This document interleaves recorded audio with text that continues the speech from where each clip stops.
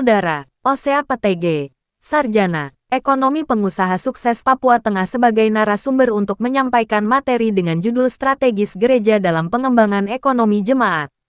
Dari seminar ilmiah dilaksanakan oleh mahasiswa-mahasiswi S2 atau Pasca Sarjana. Bersama mahasiswa-mahasiswi S1 STT Walter Pos Kampus 2 Nabire. Dalam rangka perayaan hari ulang tahun yang ke-63 Gereja Kingmi di Tanah Papua, tahun 2025. Kegiatan tersebut berlangsung di Aula STT Walter Pos Kampus 2 Tapioka Nabire tanggal 4 April tahun 2025. Tidak banyak, sedikit. Pengalaman itulah yang akan saya bagikan. Bukan materi, bukan karya ilmiah seperti bapak-bapak prof. Bukan. Saya bukan itu di bidang itu. Bukan seperti bukan. Bukan seperti Bapak Pendeta Ketua Pasca Sarjana, bukan. Saya bukan dosen itu. Terima kasih, saya berubah tempat duduk supaya saya bisa baca di belakang. Itu tidak bisa jauh dari memberi informasi kepada orang-orang. Oh, saya jual ini, gitu. Maka perlu ada informasi dan komunikasi yang penting di dalam pengembangan ini. Next. Yang ketiga, gereja dapat mendorong kewirausahaan.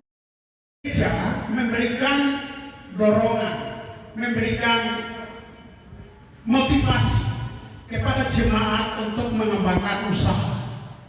Kenapa?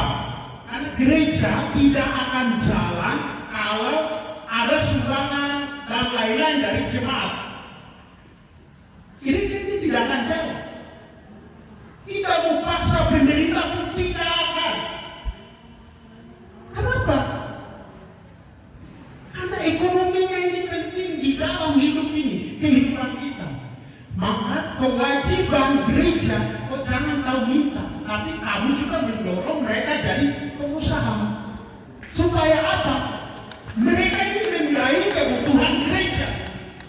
Itu. Supaya gereja itu jemaat ini mampu membiayai ini. Contoh kecil, ini tidak bisa steril. Kenapa? Jemaat itu hidup kehidupannya hanya itu saja. Karena tidak pernah didorong, tidak pernah dibimbing, tidak pernah melakukan pelatihan-pelatihan wira swasta kepada jemaat. Kenapa? Jemaat tidak bisa menghadirkan orang-orang seperti Bapak Prof dan lain-lain. Itu tidak bisa dihadirkan di tempat ini. Yang mampu menghadirkan siapa? Gereja. Maka gereja berperan penting menghadirkan orang-orang yang penting, orang-orang yang pelaku ekonomi untuk memberikan semangat, spirit, pelatihan. Itu penting. Jangan tahu gereja minta kepada uang sama jemaat, tapi kok tidak berdayakan mereka juga. Itu penting. Berikut. Gereja memberikan dorongan, memberikan motivasi kepada jemaat untuk mengembangkan usaha. Kenapa? Karena gereja tidak akan jalan kalau ada sumbangan dan lain-lain dari jemaat.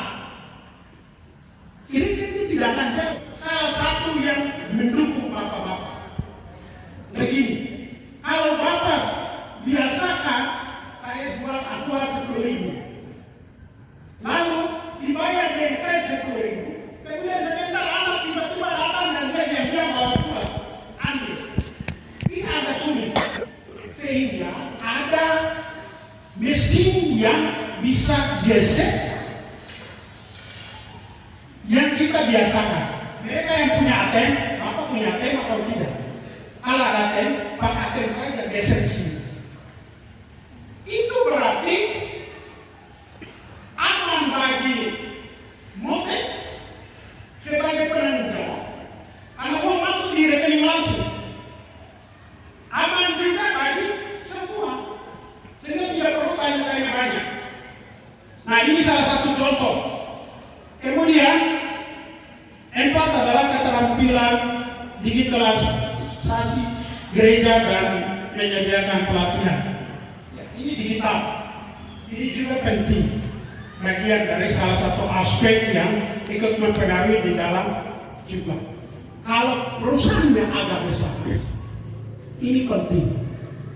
Kalau kios, belum. Kalau kios.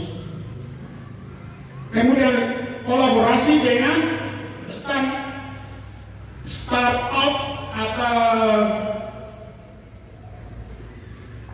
atau pengusaha teknologi, gereja dapat menjalankan kemitraan atau dan seterusnya. Nah, ini penting itu begini. Kenapa Bapak pernah ke Jakarta? Pasti mereka tahu. Mereka bilang, Bapak Grab kan atau Gojek kan? Kita tinggal pesan di aplikasi, Gojek dia datang. Karena kita pesan di dalam aplikasi. Taksi datang. Tapi uang dia suruh bayar dulu. Maka kami kios itu sebelum diantar barang ke sana, maka punya aplikasi, mereka akan lihat kiosnya, kios detail yang di Auri. Mereka akan lihat, oh apa punya hari ini adalah barang ada ini. Maka jemaat yang memiliki aplikasi itu, dia akan tinggal pesan, Bapak saya butuh ini. Ya kalau transfer. Bukti pembayaran sudah dikirim, maka barang diantar. Itu mudah. Bupati yang lain pejabat datang, oh ini Bapak Bupati ada di hotel ini dan besok saya jaminkan mereka tidak akan dilihat oleh masyarakat di sekitar. Itu jaminan saya. Maka kompetitor saya kalau bikin semua sama dengan mereka ke hotel lain, maka saya pilih tidak laku. Tidak laku karena saya di SP1 jauh. Tapi ketika saya tutup satu blok awal, satu garasi mobil, pintu kita tutup, mobil kau masuk, silakan kau istirahat di situ. Siapa mau tidak mau pilih satu hotel? Itulah kompetitor yang saya harus pikir. Bagaimana menghancurkan ini? Ini yang saya bicarakan. Bahwa kompetitor itu menjadi perhitungan yang matang bagi kita untuk bagaimana kita hancurkan. Itu kompetitor dari Jakarta bisa tahu inilah inovasinya yang harus saya kembangkan. Sehingga Jakarta bisa dia pesan lewat kami punya aplikasi sendiri. Dia perlu dia datang ke sana, tapi dia sudah bayar, kita uang sudah masuk, maka aplikasi kita menyatakan bahwa orang ini sudah pesan satu kamar hotel di tanggal segini. Udah kita siapkan. Kapan dia datang kayak kita? Bikin saya terima, mungkin beliau sudah tahu. Aku ya adalah penjualan bensin dan pencucian motor. Dan hari ini usaha saya bensin sudah habis sehingga saya antre di SPBU Pertamina. Ya, jadi mungkin ada langkah-langkah yang kami bisa tempuh seperti mungkin kami juga sama seperti beliau. Ya, mungkin ada dorongan-dorongan yang kami bisa langkah. Itu yang pertama, terus yang kedua menjadi dorongan buat saya karena beliau sebagai materi dari sejahtera. Sehingga sampainya 2 tahun, kami selaku panitia elektrik Papua wilayah Lepago, panitia Jaya Jogja dan Nabire. Kami akan lakukan di 2026. Kami panitia mau selama 2 tahun ini usaha apa yang kita bisa kerjakan untuk kita minta kedua selama waktu yang singkat ini. Terima kasih Tuhan berkati. Baik. Sehingga tahun 2022-2023 saya usulkan di sini kita sama-sama berangkat. Bapak sebentar saya ambil Bapak punya nomor HP. Kita sama-sama berangkat. Terima kasih. Minta dorongan agar usaha itu bisa menjadi besar. Dua ini yang bisa jawab. Oke, terima kasih. Tadi dari Setiego itu teman saya. Selalu diganggu dengan gue. Terima kasih, saya bisa ketemu di tempat ini.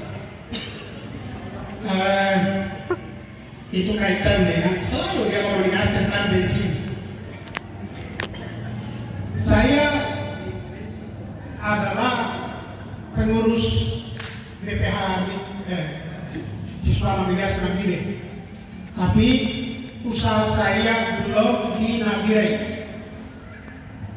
Dan tadi kaitan dengan BBM. BBM kan berhenti. Kalau seandainya SPC saya buka, saya jaminkan untuk saya jamin. Karena itu kuota mereka di Nabire itu kecil ketimbang saya kuotanya besar.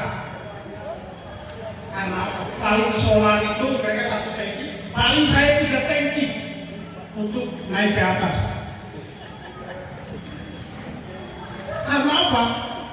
Dulu itu SPBU itu kuotanya diatur oleh Nabire, Pemda Nabire yang Pertamina.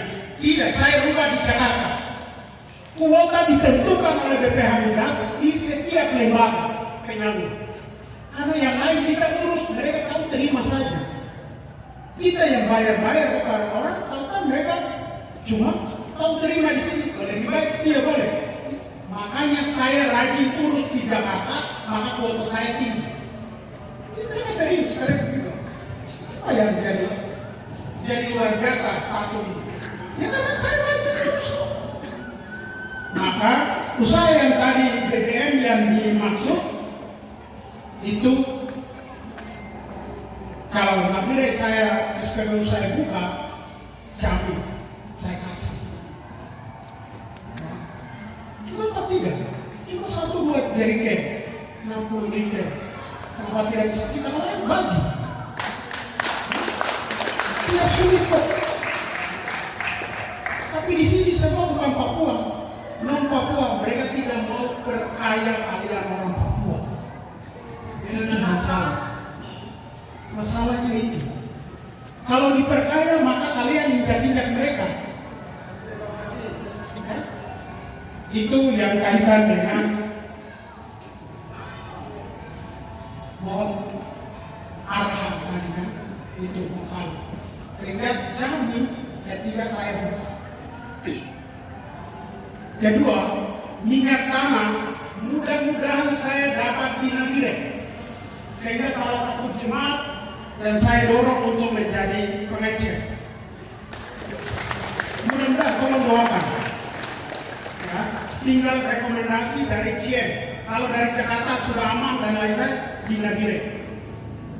Saya dapat, saya akan akomodir, saya akan tanya sama Bapak Pendeta Idai, karena sudah nomor saya sudah punya, dan jemaat yang dari Badio dan sekitarnya ke sana, karena saya batas nantinya dibatasi di Kali Nabire. Ke sini itu tetap manusia Cina satu itu dia akan salurkan. Kali Nabire ke sana sampai Topo Dipa itu saya. Di situ saya bisa berdayakan. Tapi itu jemaat ya. Satu kelompok usaha di dalam gereja, sehingga fasilitas gereja dan lain-lain bisa diperbaiki pelan-pelan dengan pendapatan itu. Oke, itu satu. Dengan Agus Kuliah, itu kan tanya tentang usaha apa yang kami harus lakukan. Yang begini ini saya tidak bisa menjawab.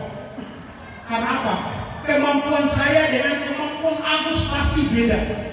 Kalau saya tentukan, maka punya kerinduan inisiatif sendiri dari dalam Agus tentukan. Baru minta langkah-langkahnya dirumuskan, dilatih, disiapkan buku pembukuan dan lain-lain. Minta ke saya siap. Tim saya akan turun. Tim saya akan bantu, tapi siap hadapi dengan tim saya. Mereka akan periksa setiap bulan 1 kali. Karena itu berkembang atau tidak, saya akan ikuti, saya akan lihat. Saya kira begitu ya, untuk jawaban yang terima kasih Pak Tegi, luar biasa. Saya berapa? Mari kita sama-sama. Berkat yang paling besar, bagaimana memberikan cara kepada kawan kepada supaya luar biasa. Saya hormat. Pak Tegi itu sudah membalik paradigma teori globalisasi. Beliau adalah pemain globalisasi, bukan lagi pelan globalisasi. Dia pemain. Dan saya masih menemukan satu-satunya anak Papua yang luar biasa. Mungkin teorinya itu untuk semua profesor ekonomi di Indonesia, beliau kenal. Saya hormat. Oleh sebab itu hari ini kita tidak lupa. Kita tidak lupa. Ada profesor dari Amerika ini tidak tahu yang ada apa. Ada profesor dari Jawa tidak. Beliau sudah